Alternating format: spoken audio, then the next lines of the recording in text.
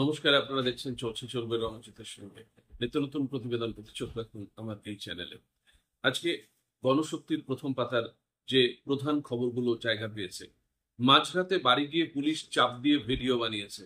পুলিশের সেই ভিডিও এতদিনে প্রকাশ করলো তৃণমূলের দুই মন্ত্রী। এর পরের খবর, উঠে এলো আরেক বিস্ফোরক তথ্য। সেমিনার রুম ভাঙতে পরদিনই চিঠি সন্দীপের।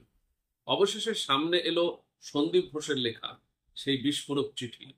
এর ফলে আরজিকর হাসপাতালের সেই সেমিনার রুম এবং তার পাশের শৌচাগার ভেঙে প্রমাণ লোপাটের চেষ্টার অভিযোগ আরো তীব্র হয়ে উঠল। চিকিৎসক ছাত্রীকে নৃশংসভাবে ধর্ষণ ও খুনের ঘটনার পরের দিন সেই চিঠি লেখা হয়েছিল পূর্ত দপ্তরের ইঞ্জিনিয়ারকে। চিঠি লিখেছিলেন স্বয়ং তৎকালীন অধ্যক্ষ সন্দীপ ঘোষ। এর পরের খবর, পরিযায়ী শ্রমিকের স্ত্রীকে দল বেঁধে ধর্ষণের পর খুন। আরজিকর কাণ্ডের আবহেই রাজ্যে আবারও ধর্ষণ খুনের ঘটনা ঘটল নদিয়ায়। এবার এক পরিযায়ী শ্রমিকের স্ত্রীকে রাতের অন্ধকারে বাড়িতে ঢুকে দলবদ্ধভাবে ধর্ষণ করেছে দুষ্কৃতীরা। গুরুতর আহত অবস্থায় তাকে কৃষ্ণনগর জেলা হাসপাতাল থেকে কলকাতা হাসপাতালে নিয়ে যাওয়ার পথেই মৃত্যু হয় তার। বৃহস্পতিবার সকালে পুলিশ সন্দেহজনক এক ব্যক্তিকে গ্রেপ্তার করেছে।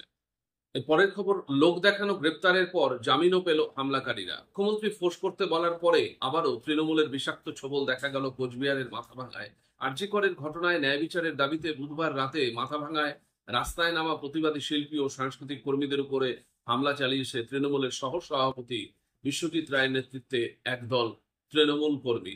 আরজিকর নিয়ে সুপ্রিম কোর্টে ফের শুনানি সোমবার।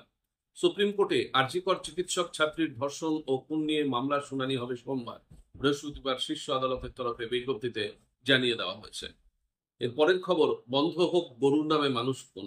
বৃন্দা কারাতকে বললেন আরিয়ানের মা বাবা। গরুর নামে নিষ্ঠুরতা বন্ধ হোক, কান্নায় ভেঙে পড়ে বৃন্দা কারাতকে বললেন 19 বছরের ছেলেকে হারানো বাবা মা। বৃহস্পতিবার ফরিদাবাদে সিপিআইএম পলিট ব্যুরো সদস্যা বৃন্দা কারাত আসেন গোরক্ষকদের গুলিতে নিহত আরিয়ান মিশ্রের বাড়িতে। পুরস্কার পদ ফেরাচ্ছেন শিল্পী থেকে ক্রীড়াবিদ। আরজিকরের ঘটনায় একের পর এক সরকারি পুরস্কার পদ ফেরাচ্ছেন বিশিষ্ট লেখক, চিত্রকর, অভিনেতা, সুরকার ও ক্রীড়াবিদরা। আন্তর্জাতিক খ্যাতিসম্পন্ন অর্জুন পুরস্কার প্রাপ্ত প্রাক্তন ব্যাডমিন্টন খেলোয়াড় দীপু ঘোষ, চিত্রকর সনাতন দিন্দা ও প্রদোষ পাল, সোমেনচন্দ্র পুরস্কার প্রাপ্ত লেখক সমীক ঘোষ, অভিনেতা সুপ্রিয় দত্ত, সুরকার শুভদীপ গুহ রাজ্য সরকার প্রদত্ত বিভিন্ন পুরস্কার ও সরকারি পদ প্রত্যাখ্যান করলেন।